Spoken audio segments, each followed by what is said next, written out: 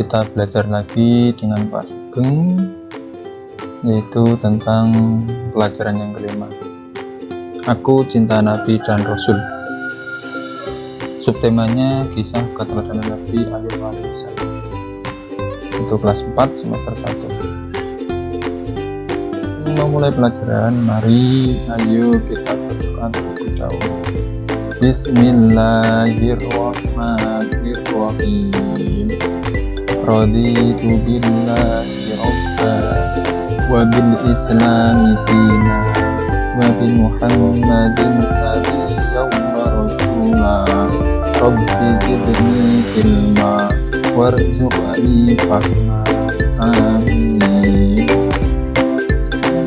Mari kita yel-yel terlebih dahulu agar semangat kita pagi hari ini tetap semangat.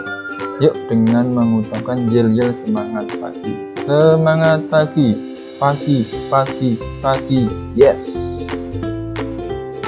Lanjut untuk anak-anak, silakan amati kedua gambar berikut ini. Gambar ke-1 itu ada anak-anak yang telah membersihkan ruang kelasnya. Misalkan itu ada kelas 5 telah membersihkan ruang kelasnya pada saat piket. Nah, kemudian yang kedua, gambar kedua yaitu adalah anak kelas 5 yang sedang memberikan sedekah ataupun sedekah kepada orang-orang yang membutuhkan. Maka ini bisa dicerminkan untuk gambar kedua ini adalah mencontoh sikap teladan Nabi Ayub alaihissalam tentang sifat dermawan. Terus apa Pak Sugeng kaitannya dengan gambar ke-1 dengan gambar kedua? Keterkaitan ini maka yaitu gambar ke-1 itu adalah bersih itu indah. Ketika hati ini bersih, hati ini suci, maka kita tidak akan merasa berat untuk memberikan sedekah ataupun amal baik kepada orang lain. Maka gambar 1 dan gambar 2 memiliki keterkaitan atau hubungan erat. Jiwa yang suci, jiwa yang bersih akan mendatangkan yaitu sifat pemurah. Sebelum lanjut ke materi, coba anak-anak lihat terlebih dahulu tujuan pembelajaran hari ini. Adapun tujuan pembelajaran yaitu ada di 3.16. Setelah mengamati video riwayat hidup Nabi Ayub alaihissalam dan berdiskusi kelompok dan tanya jawab, siswa menganalisis riwayat hidup Nabi Ayub alaihissalam dengan tepat. Ini yang kognitifnya atau yaitu pada pengetahuan. Sedangkan pada keterampilan atau psikomotoriknya di 4.16 itu yaitu adalah setelah mengamati PPT tentang kisah keteladanan Nabi Ayub alaihissalam dan berdiskusi, siswa mempresentasikan kisah keteladanan Nabi Ayub alaihissalam dengan tepat.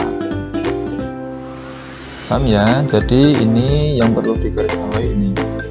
Ada kata kerja mempresentasikan dan ada yang ini lagi kata kerja KKO-nya adalah menganalisis. Lanjut untuk selanjutnya.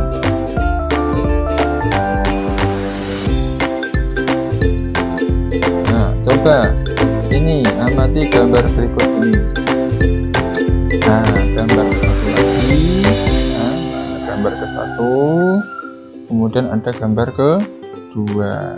Coba amati apa yang terkandung di dalam gambar-gambar ini, gambar 1 ataupun gambar yang ke-2. Nah, Pak Guru akan menyampaikan yaitu gambar ke-1 ini adalah mencerminkan sikap yang terkandung oleh Nabi Ayub alaihissalam. Teladannya, Nabi Ayub alaihissalam itu terkenal dengan sifatnya yang sangat baik sekali, sifat dermawannya. Nah, maka mendapatkan apapun ujiannya, mendapatkan ujian, mendapatkan intinya ya ujian dari Allah, maka Nabi tetap berdoa memohon perlindungan kepada Allah, dan juga selalu melaksanakan sholat 5 waktu apa yang diperintahkan oleh Allah, ya, ada melaksanakan sholat. Ini cerminan dari gambar ke-1 dan gambar kedua. Ini tentang perilaku meneladani sifat Nabi Ayub alaihis salam. Lanjut. Nah, coba kita masuk ke deskripsi materi. Materi untuk kali ini yaitu adalah Nabi Ayub alaihissalam. Nabi Ayub alaihissalam ini bapaknya bernama Nabi Ishak. Nabi Ishak itu bapaknya bernama Nabi Ibrahim. Ya, ini Nabi Ibrahim yang beristri dengan Siti Saroh, ya, yang dengan istrinya yang bernama Siti Saroh. Menurunkan Nabi Ishak, dan Nabi Ishak menurunkan ke Nabi Ayub alaihis salam. Nah, Nabi Ayub alaihissalam ini terkenal dengan Nabi yang kaya raya. Nah, binatang ternaknya banyak, kemudian ladangnya luas. Namun Nabi Ayub ini tidak pernah sombong, ya, tidak pernah sombong. Sehingga Nabi Ayub itu terkenal dengan sifat sabar dan memiliki sifat dermawan. Nah, kedermawan Nabi Ayub itu wujudnya apa? Bentuknya yaitu adalah menolong fakir miskin, yatim piatu, dan orang-orang yang membutuhkan. Namun dari semua itu Allah juga mempunyai ujian untuk Nabi Ayub alaihissalam, yaitu yang berupa hartanya yang banyak, hari demi hari berkurang sehingga jatuh miskin.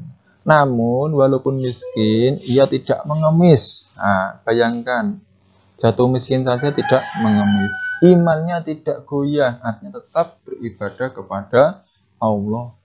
Karena apa? Nabi Ayub di dalam dirinya itu tertanam bahwa ketika beliau lahir tidak mempunyai apa-apa.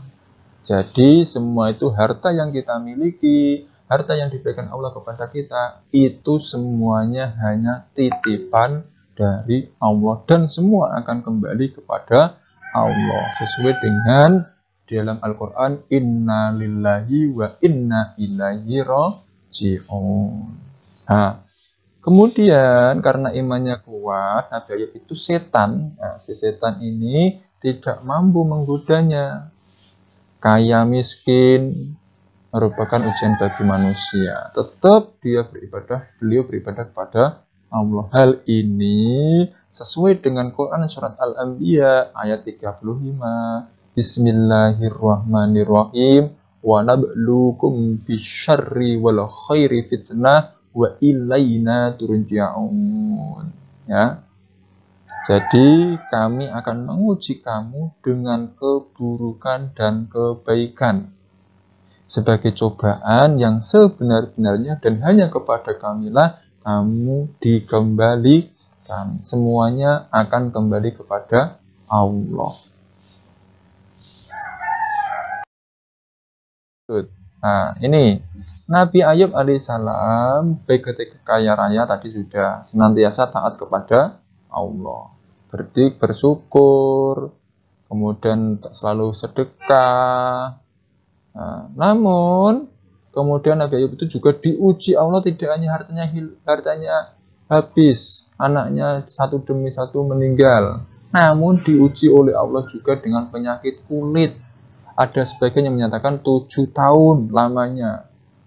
Bayangkan 7 tahun itu memiliki penyakit kulit, bisul, panas, gatal. Nah, sehingga orang-orang sekitarnya itu selalu menjauhinya, bahkan membuangnya Nabi Ayub itu ke padang pasir yang jauh dari keramaian penduduk. Nah, namun di sini Siti Rahmah itu selalu mendampingi Nabi Ayub alaihissalam. Akan tetapi iblis dan setan tidak akan berhenti mengganggu, menguji kepada Siti Rahmah atau istrinya Nabi Ayub tersebut. Nah, akhirnya Siti Rahmah tersebut diuji, diganggu oleh iblis bahwa Siti Rahmah tersebut terlambat pulang ketika merawat Nabi Ayub alaihis salam. Bahkan di dalam diri Nabi Ayub alaihis salam tersebut akan berjanji, yaitu apabila istrinya pulang tersebut, maka dia akan mencambuk istrinya sebanyak 100 kali. Nah, apabila dia sudah sembuh beliau Nabi Ayub alaihissalam tersebut. Dan akhirnya Nabi Ayub alaihissalam itu berdoa dan bersabar terus-menerus kepada Allah atas kesembuhannya. Kemudian Nabi Ayub alaihissalam berdoa kepada Allah agar penyakit kulitnya tersebut yang dideritanya agar sembuh. Kemudian Allah memerintahkan untuk menghentakkan kakinya ke tanah agar keluar air sehingga bisa untuk membasuh seluruh badan Nabi Ayub alaihissalam. Dengan izin Allah, seluruh penyakit kulit yang diderita oleh Nabi Ayub alaihissalam seketika sembuh. Peristiwa ini diabadikan di dalam Al-Quran surat As-Sod ayat 42. Urkud birizlika hadha mutasalum baritu wa syarab. Allah berfirman, hantamkanlah kakimu, inilah air yang sejuk untuk mandi dan untuk minum. Nah, ini setelah menghantamkan kemudian mandi, penyakit kulit yang diderita oleh Nabi Ayub alaihissalam seketika sembuh.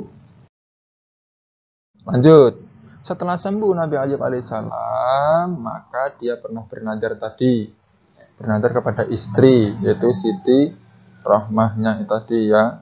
Maka melihat itu harus menempati janjinya atas nadar yang diberikan, yang diucapkan oleh Nabi Ayub alaihis salam. Maka ketika melihat istrinya itu, Nabi Ayub merasa iba, merasa kasihan. Nah, maka diikatlah 100 biji lidi yang semuanya itu diikat jadi satu dan hanya dipukulkan sekali. Saking sayangnya, saking cinta kasihnya, sifat rahmahnya Nabi Ayub terhadap istrinya, hal tersebut dilakukan hanya sekali, kemudian diikatkan 100 lidi, kemudian dipukul hanya sekali. Nah, ini sesuai dengan Quran surat As-Sod ayat 44 di bawah ini. Bismillahirrahmanirrahim. Wa khud biyadika sang fadribbi wala tahnas. Inna wajadnahu sabira ni'mal abdu innahu awwab. Nah, ambillah tanganmu seikat rumput, nah, maka pukullah dengan itu dan janganlah kamu melanggar sumpah. Walaupun itu istri, tetap sumpah nadar tersebut harus ditepati, tidak boleh dilanggar. Ini cerminan dari sikap Nabi Ayub alaihis salam. Nah, anak-anak, dari sini bisa diambil pelajaran positif tentang keteladanan Nabi Ayub alaihis salam. Di antaranya apa, Pak? Yang pertama tadi, selalu bersyukur dan taat kepada Allah dikala kaya ataupun miskin. Nabi Ayub ketika kaya tetap beribadah, kemudian diuji oleh Allah harta bendanya semakin hari berkurang, tetap beribadah kepada Allah. Yang kedua, sabar dan tabah dalam menghadapi berbagai cobaan. Nabi Ayub dengan diuji oleh Allah dengan berbagai ujian, tetap tabah dan sabar. Yang ketiga, selalu berserah diri dan berdoa kepada Allah. Laksanakan sholat laksanakan doa, itu yang teladankan atau yang dicontohkan oleh Nabi Ayub alaihissalam. Kemudian menepati janji. Tadi Pak Sugeng sudah menyebutkan bahwasanya Nabi Ayub pernah bernazar bahwa akan memukul istrinya sebanyak 100 kali. Maka ini sumpahnya, janjinya sudah diucapkan dan harus dilaksanakan. Maka kejadian tadi. Kemudian yang terakhir, ikhlas dalam menghadapi kehilangan. Karena sesungguhnya semua adalah milik Allah. Nah, anak-anaknya meninggal, harta bendanya semakin hari semakin habis, ini semuanya dikembalikan hanya kepada Allah Subhanahu wa Ta'ala. Nah, ini lanjut. Kita masuk ke kesimpulan. Coba Nana dari paparan materi, deskripsi materi dari Pak Sugeng yang sampaikan tadi, coba anak-anak simpulkan dalam pikirannya. Simpulkan. Lanjut ke kesimpulan. Nah, ini kesimpulannya, Nabi Ayub adalah keturunan Nabi Ishak alaihissalam. Yuk, coba kita simpulkan bersama-sama. Kemudian beliau adalah seorang nabi yang kaya raya, binatang ternaknya banyak, meski ladang yang luas, tapi tidak pernah sombong. Kemudian Nabi Ayub alaihissalam terkenal dengan sifat sabar dan dermawannya. Kemudian Nabi Ayub alaihissalam pernah mendapat ujian dari Allah berupa harta bendanya hari demi hari berkurang, mudah jatuh miskin. Namun Nabi Ayub tidak pernah mengemis karena imannya itu kuat sekali. Nah, kemudian imannya tidak goyah karena ingat bahwa ketika lahir ia tidak mempunyai apa-apa. Wa nabluukum bisyarri wal khairi fitnah wa ilaina turja'un. Ini harus kita tanamkan pada diri kita pesan moral ini, bahwa semua yang kita miliki, semua yang diberikan Allah kepada kita semuanya hanya sebuah titipan.